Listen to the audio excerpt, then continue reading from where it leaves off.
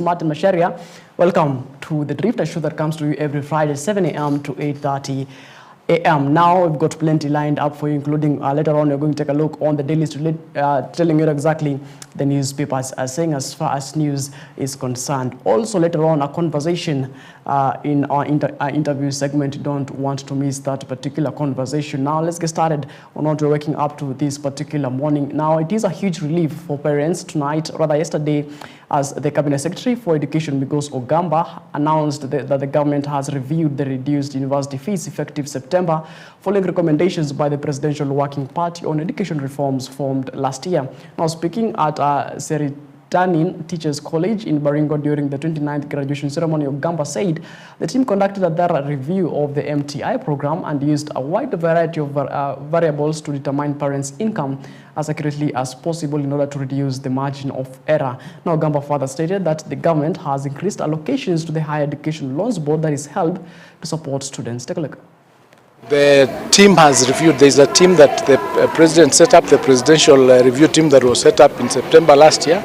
They went through the MTI program and they were able to come up with a wide variety of variables so that we are able now to determine the income of the parents of the students to be as close as possible to the reality, so that the margin of error is reduced. They also rationalized the fees for the university programs, and that is a circular that you saw has come out where the fees has been sufficiently reduced. I think some programs are reduced by 15%, others almost by 40%. That was a rationalization exercise that took place. So with all these mitigation and interventions, we believe and we are sure that going forward, that sector where there were a bit of issues relating to maybe banding is now going to be resolved, and we're going to ensure, as I keep saying, that no student is going to be left behind by the fact that they are financially constrained. The government is ready, willing and able to ensure that we support all our students to undertake their programs, to study their subjects of choice, their programs, their degrees of choice, and so that their dreams are realized. That's what we are doing, and I can assure you that anything that comes, any challenge that we face, we get a solution for it. For instance, on the issues of the capitation gaps, we're already working with the Parliament and Treasury to find means and ways of ensuring that we bridge that gap so that we bring that figure to as close as possible to what we are supposed to do. So there is no reason to panic. There's no basis for wrong information going out there that the government has changed the policy. The policy has never changed. It remains the same. It is provided for in the Constitution under Article 53, and we are mandated to ensure that we perform our obligations under the Constitution, and that's what we are doing. Police brutality can only be proven by a court of law. These were the words of the Interior and National Administration CS Kipchumba Murkomen Onesimus, who said the cases recorded are cases of persons who have passed on in protest, which he labeled criminal activities. Murkomen, while addressing the press, also slammed the Law Society of Kenya, led by its president, Faith Odhiambo, accusing them of defending criminals and suspects of terror. Now, according to the report from the period of 9th June 2025 and 7th July of 2025, at least 65 people have been reported dead and more than 553 people injured. You cannot say there is police brutality until it is investigated and proven by a court of law.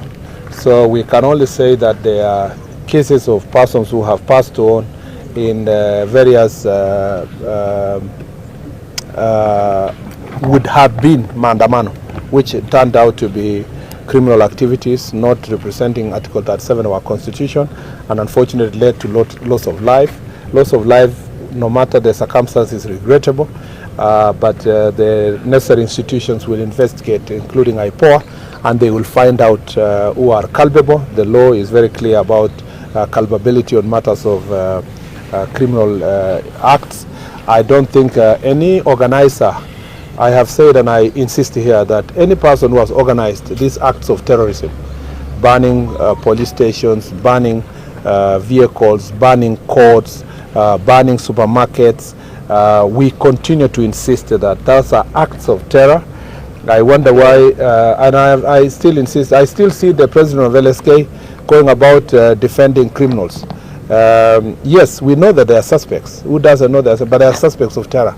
And we are not relenting on that fact that those people deserve to be charged for acts of terror, to instill fear in the public, and to their objective is to make sure that there are no working institutions by banning courts, banning police stations, stealing guns, killing people, banning supermarkets, and we will charge them for what they have done and what they did. I want to say clearly here to the Law Society of Kenya that first of all, they must not jump into conclusions, and that investigations that we've seen is that these are acts of terror. Charges which have been leveled against these individuals are for terrorism. So it's now up to the court to find them guilty or not. And we do not want them to normalize terror in our country. And we don't want civil society voices that only are one-sided. We remain firm, very firm. And those who are opposed to this must be told that they cannot intimidate us. I hear some saying, oh, you know, the minister, the IG, the who. We know the law. They can go and intimidate other people, but they cannot intimidate us. We know what we are doing, we know the law, we know what it takes to secure a country, and we are not going to do politics with our nation. Now, presidential aspirant Reuben Kigame has filed a petition at the High Court seeking permission to privately prosecute top government officials, including the Interior Cabinet Secretary, Inspector General of Police, Director of Criminal Investigation, Attorney General, and the National Intelligence Service Director General of alleged crimes against humanity committed during the anti-government protests in 2024 and 2025. Kigame and his legal team, led by former MP and senior counsel Gitobu Manyara, have condemned the government for arresting protesters, whom they described as harmless, and charging them with terrorism. Now they have warned that they will accelerate the case to the International Criminal Court, that is the ICC. Kwa niaba yangu binafsi kama mzazi na kwa niaba yangu kama kiongozi wa imani ya Kikristo, kwa niaba yangu kama mwanaharakati wa kutetea haki za kibinadamu na hasa wale wanaonyanyaswa, na kwa niaba ya wale ambao wameuawa kinyama na serikali ya Kenya kwa sababu ya kutafuta haki na nchi ambayo inashughulikia maslahi ya vijana, nimekuja hapa pamoja na wakili wangu Gitobu Manyara kusema kwamba tunapinga ukatili wa serikali ya Kenya kwa wananchi wake. Tunapinga ukatili wa polisi kunyanyasa wananchi na kuwaua kiholela, alafu kudai kwamba hao ndio terrorists. Serikali yetu, polisi na wale viongozi wake ndio terrorist wa kwanza, wana terrorize wananchi. We will push it to the highest justice level possible. And like Esther of old, we will go for this. And if we perish, we perish. We are here to defend the people of Kenya in keeping with the Constitution. And we'll be celebrating this Constitution that we got in 2010.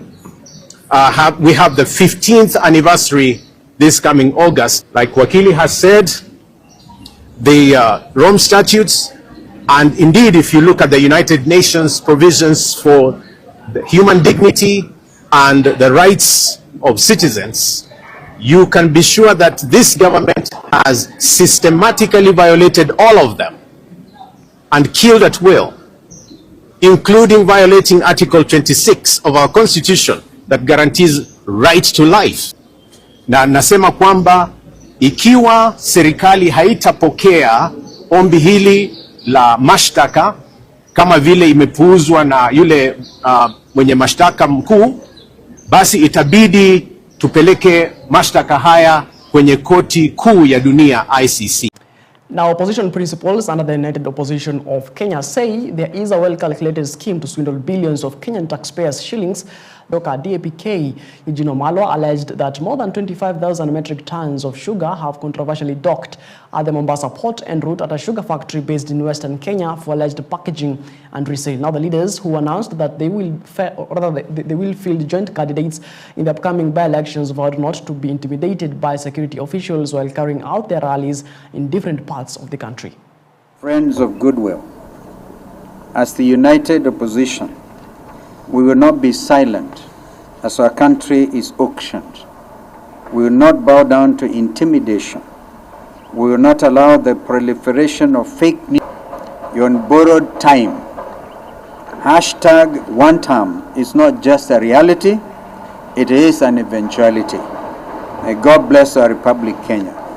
Thank you.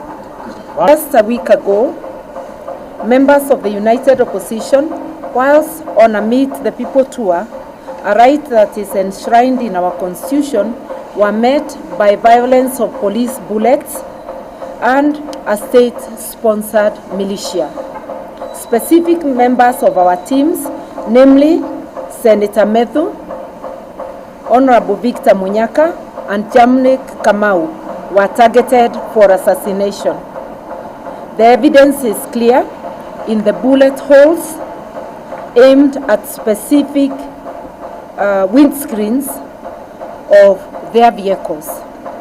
We thank God for their protection. Otherwise, we would today be eulogizing them. Their only crime having been exercising their freedom of association and expression. We will not tire from reminding the Ruto administration that freedom of movement, expression, and association are among the fundamental rights guaranteed in our Constitution and in the African Charter on Human and People's Rights, as well as on the International Covenant on Civil and Political Rights. Right, shadowed politics of the Mount Kenya region came to the fore as 3 governors from the region assembled at the same event, calling for unity of the region ahead of the 2027 elections. Nyeri Governor Mutahi Kahiga, Murang'a Governor Irongo Kang'ata, and Kirinyaga Governor Anne Waiguru have cautioned Mount Kenya leaders over being used for political gains, saying the nation should move as one. Mimi nikiangalia hapa mbele hapa, tukijipanga vizuri, hii 2027 tunaweza kuwa na sauti Kenya. Nikiangalia hapa, sisi tumekataa kuwekwa box tena, na tutajipanga. Kama wanafikiria ni kutupanga, neto kuebaga wepa tu, nyinyi kaeni huko, lakini msome saa ya kufanya nini, mfanye nini, tukae ni. Our votes must count for something. One thing I have realized in this time we're in is very different from the one of 2022. Mambo yamebadilika. Siku za kudanganya wananchi, alafu ukuja unachaguliwa, imefanya nini? Siku hizi wananchi wameerevuka. Watu wamefanya nini? Wameerevuka. Na wanasema lazima kazi ifanye nini? Iongee. So if you do not have a track record, you cannot speak. And that is why even here, sometimes there are places I'm unable to go. Because maybe we made a promise.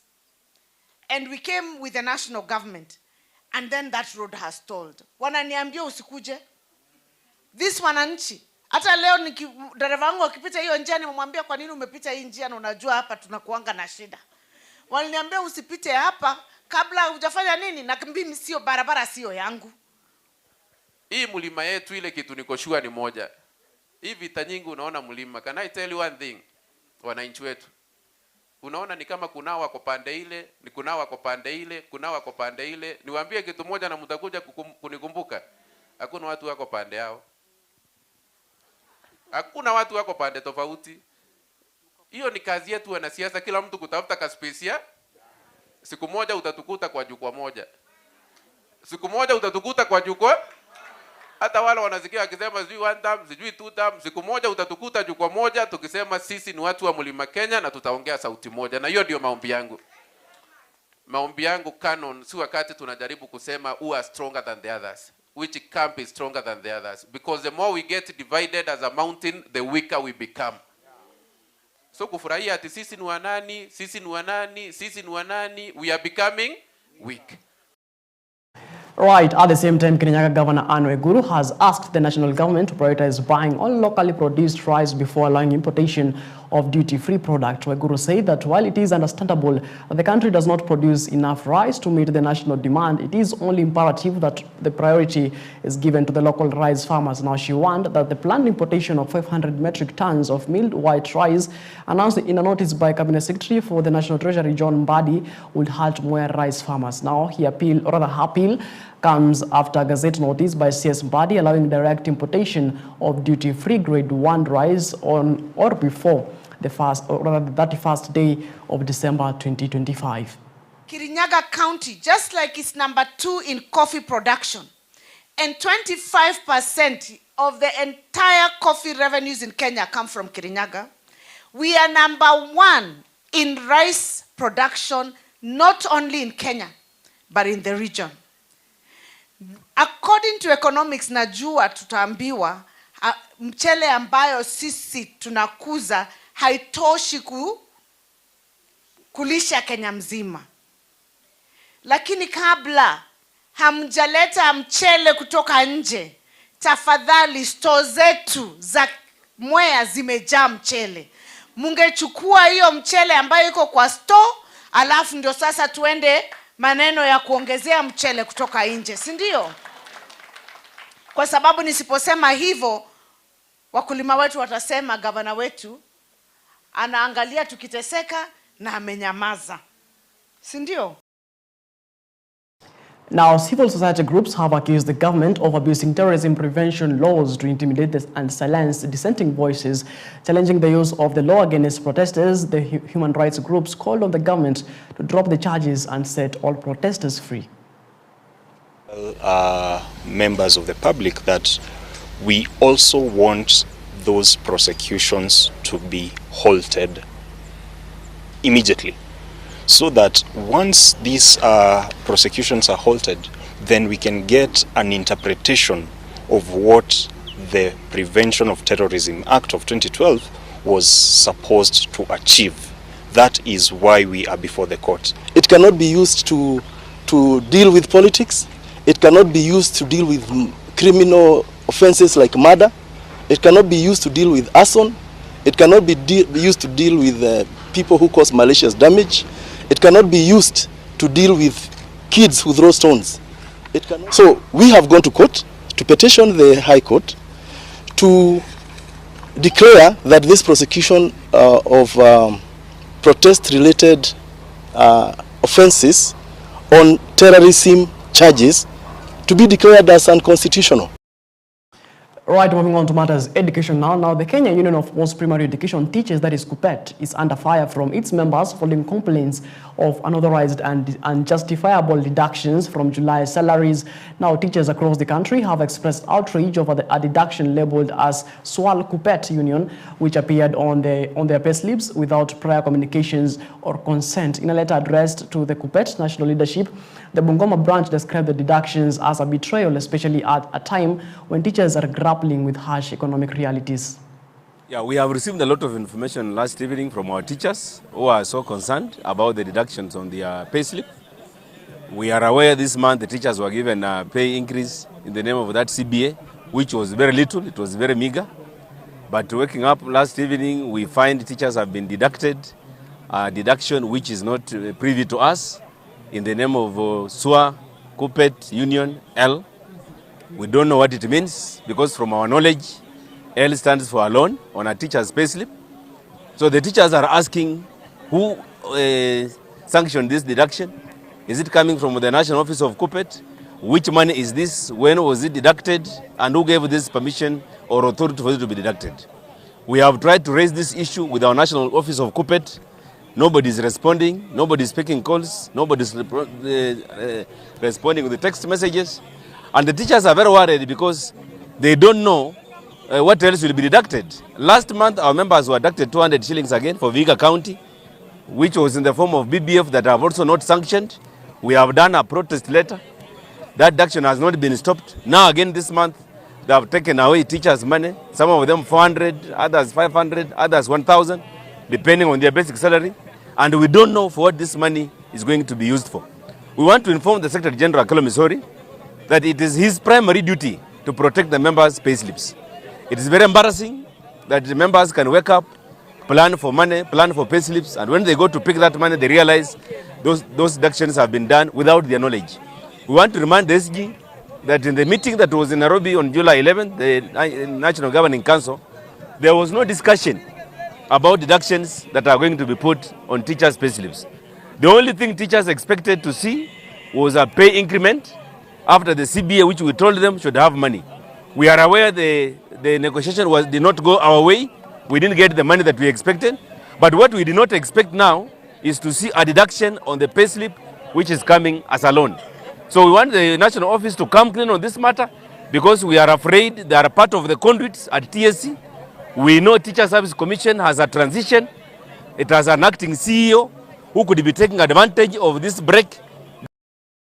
Now, the Prime Cabinet Secretary for Cabinet Secretary for Foreign and Diaspora Affairs, Musalia Mudavadi, joined the Moroccan community in Nairobi to commemorate the 26th anniversary of His Majesty King Mohammed VI accession to the throne. Now, event marked a significant moment at national pride for the people of Morocco, celebrating a legacy of unity, continuity, and forward-looking leadership. Now, under His Majesty's stewardship, Morocco has made notable strides in infrastructure development and social progress and economic transformation. Mudavadi reaffirmed Kenya's strong and growing partnership with Morocco, anchored in mutual respect, shared aspirations, and a common vision for sustainable development. Once again, I want to extend our heartfelt congratulations to His Majesty King Mohammed VI and the people of Morocco on this important occasion. May your nation continue to prosper under His Majesty's wise leadership. Happy 26th anniversary of His Majesty King Mohammed VI accession to the throne. Long live the spirit of African solidarity. Long live Morocco. Long live Kenya. Asante sana. Shukran jazilan. Development and cultural exchange. Several memoranda of understanding are currently being finalized, with 5 already signed, opening new venue for collaboration and mutual benefit. As we say in Swahili, haba na haba huchasa kibaba. Little by little fills the measures. Thank you. Together, step by step, we are building a partnership that knows no limits. Indeed, the sky is not the limit for Morocco-Kenya cooperation. It is merely the beginning of our shared journey toward prosperity. Your Excellencies, ladies and gentlemen, Morocco and Kenya are beautiful complementary nations. While Morocco offers delicious meshwi, Kenya delights with the nyama choma. All right, moving on, Dodi Austin, the co-founder of Lakewood Church in Houston, Texas, and the mother of the church's current leader, Joel Austin, has died more than 4 decades after she died, or rather she said she was miraculously healed from metastatic liver cancer. Even though doctors gave her weeks to live in 1981, she was 91. Joel Austin announced his mother's passing on his social media on Wednesday night, saying she died peacefully at her home of natural causes. Dodi and her husband John Austin founded Lakewood Church in 1959 and made a historic mark on the landscape of Christianity. Dodi Austin was an author of Healed of Cancer, a book about her healing from liver cancer, and the doctors had given up on her.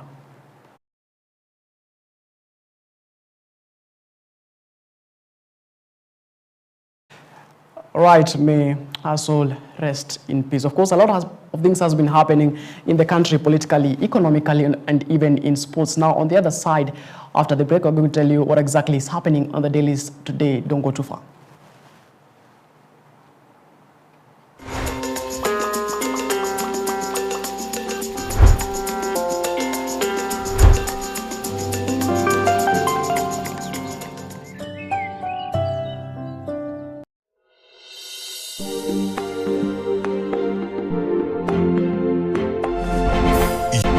You are watching EBN TV.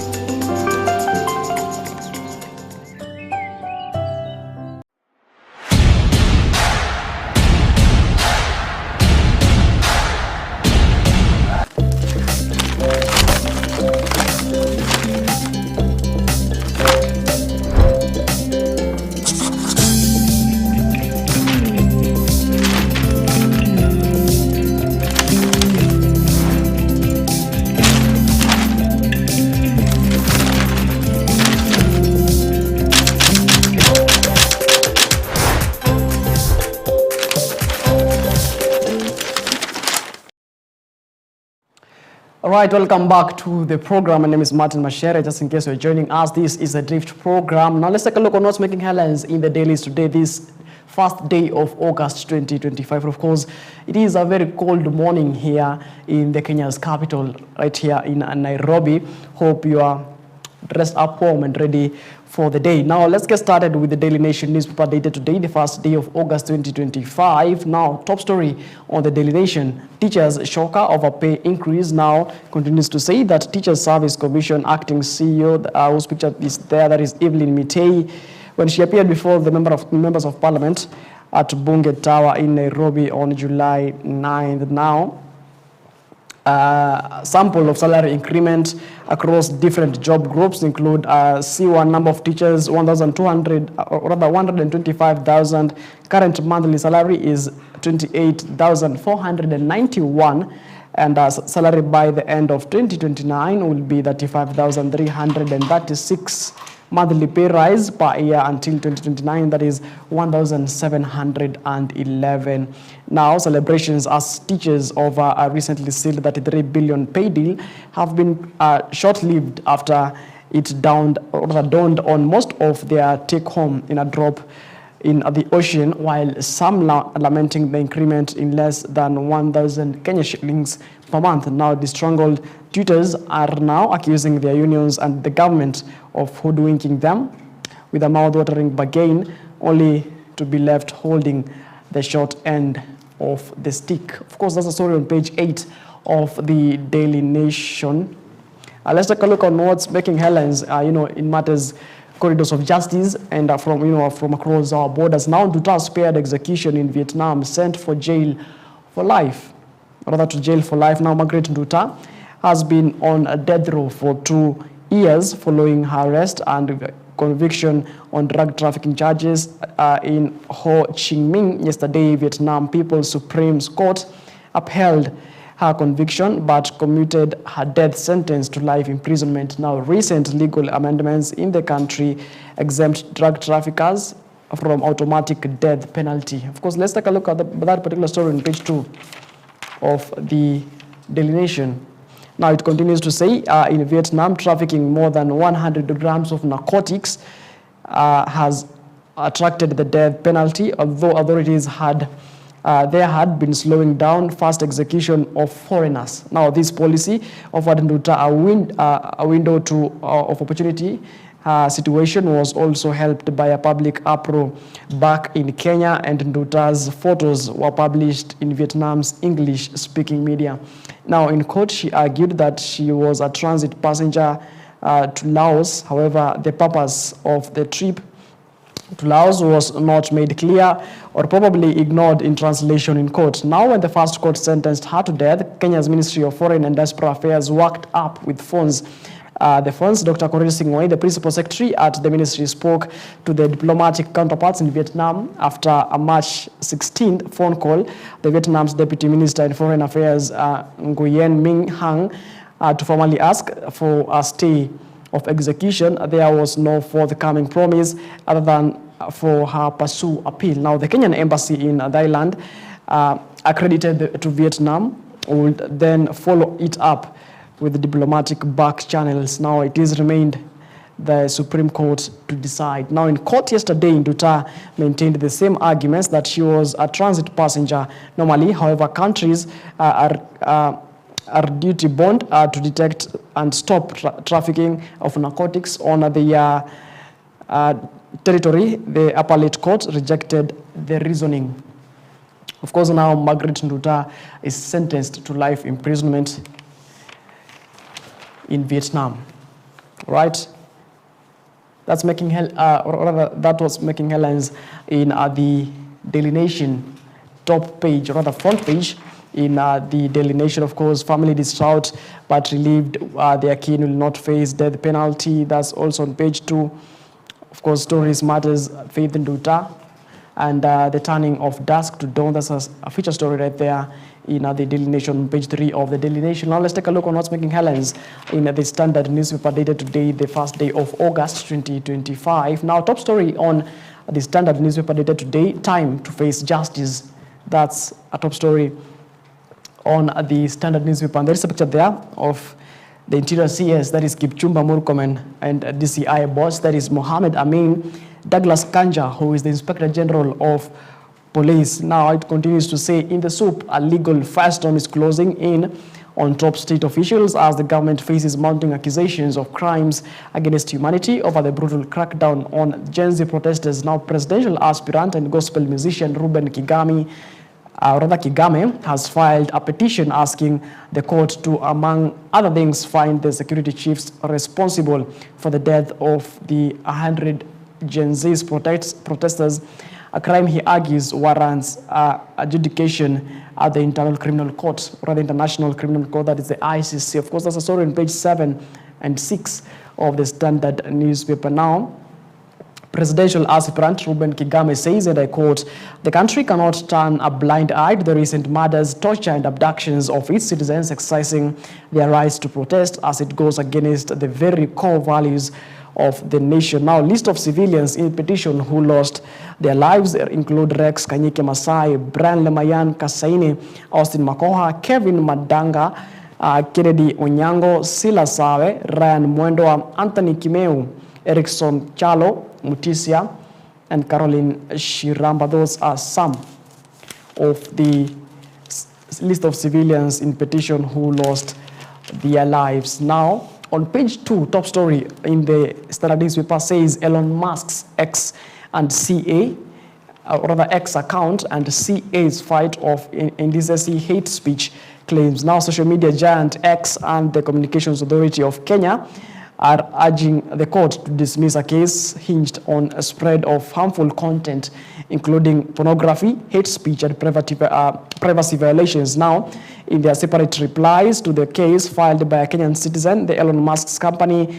and the authority argue that there is no evidence to show any infringement of the Kenyan Constitution. X Group Product Platform Safety and Integrity Manager Jarrod Doherty claims that the firm has ensured that no explicit content is passed to the social media users. Now, Doherty says the platform has an option of reporting fake accounts, photos and videos circulated without consent or even abuse. Now, on the other hand, the CA director, that is the Communication Authority director, that is David Mugonyi, says there is no claim against the authority. Mugonyi says the authority does not regulate social media. Instead, he asserts that the government has made laws to ensure Kenyan safety within the ecosystem. Now, Mugonyi says some social media platforms have their servers in the country, but they mirror those installed in the United States of America and China. Now, the CEA director argues that there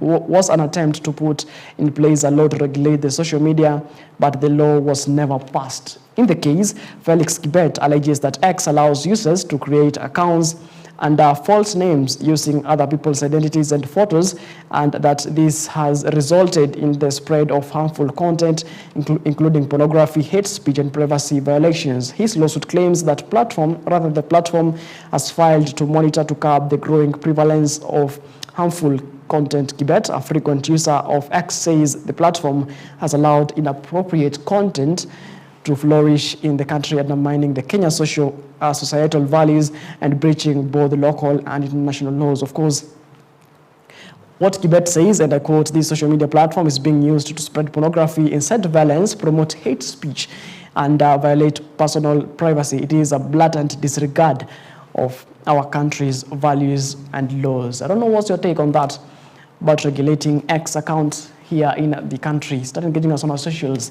and SMS line, that is 23059. Now, a school driver who defiled pupil gets life after appeal. Now, for nearly 7 years, Vincent Korir, a school driver, has never rested, moving from one court to another, challenging a court decision that sent him to jail for 25 years. Korir had been sentenced to serve 25 years in jail by a Kericho court for defiling a 6-year-old girl in a judgment delivered on March 13th of 2020. Now, he allegedly committed the offense on March 24th of 2028 in Bureti Sub-County, Kericho County. Korir, as per court records, he had been handed over the minor by her mother to take her to school. Now, the minor's mother went back home after she boarded or rather she boarded the vehicle. The minor in her testimony told the court that she was the only passenger aboard the vehicle that had tinted windows. Now she said the man drove for a short while and parked the vehicle before she could pick up other school children and defiled her. Koril was, however, aggrieved by the trial court decision and lodged an appeal at the High Court, and the appeal was dismissed. Now, undeterred, he approached the Court of Appeal for a second appeal and filed his notice of appeal on June 25th of 2021. Now, in his appeal, he faulted the High Court judge for failing to subject the evidence to fresh scrutiny and thereby arriving at an erroneous decision. He added that the sentence meted out was harsh and excessive and prayed that his appeal be allowed, the conviction be quashed. Right now, the appellate court had the appeal on April 30th of 2025. Court records indicate that before hearing the appeal, Koril was notified of a notice of an enhanced sentence by the state. Of course, that's a story on page 3 of the Standard newspaper. Now let's take a look on what's making headlines in the Star newspaper dated today, the first day of August 2025. Now, top story on the Star newspaper. It actually matters sports, and Chan at last is here. That's the title. Top story on the Star newspaper. Now there is a picture there, or the pictures there, of the whole squad of Harambee Stars. Now the moment Kenyans have been waiting for is finally here, as the historic football tournament kicks off this weekend with all eyes on Harambee Stars. Now there is a picture there of Jersey number 1, that is Farouk Shikalo, Bruno Mondi, Sebastian Wekesa, Siraj Mohamed, Manzur Suleiman, Sylvester Owino, Adobomar, and Alphonse Ominja. Also, Alpha Onyango, Austin Odhiambo, Austin Odongo, Ben Stanley, Boniface Moshiri, Edward Omondi, Daniel Sakari, David Sakwa, Felix Oluoch, Kevin Okumu, Lewis Bandi, Crispin Erambo, Marvin Nabuire, Masoud Juma, Michael Bigwage, I beg your pardon, Ryan Ogwam, Brian Mishira, and of course Harambee Star coach, that is Benny McCarthy. Of course, you'll remember Chan 2024 is scheduled to take place in Kasarani Stadium, or the Nyayo Stadium here, right here in Kasarani. And of course, that's a top story on page 1 of the Star newspaper. Of course, if you want to see the whole squad, it's actually there on the front page of the Star newspaper. Now let's take a look at what's making headlines in other news apart from sports. Now a new bid for regulate traditional medicine. Now there's a feature story right there.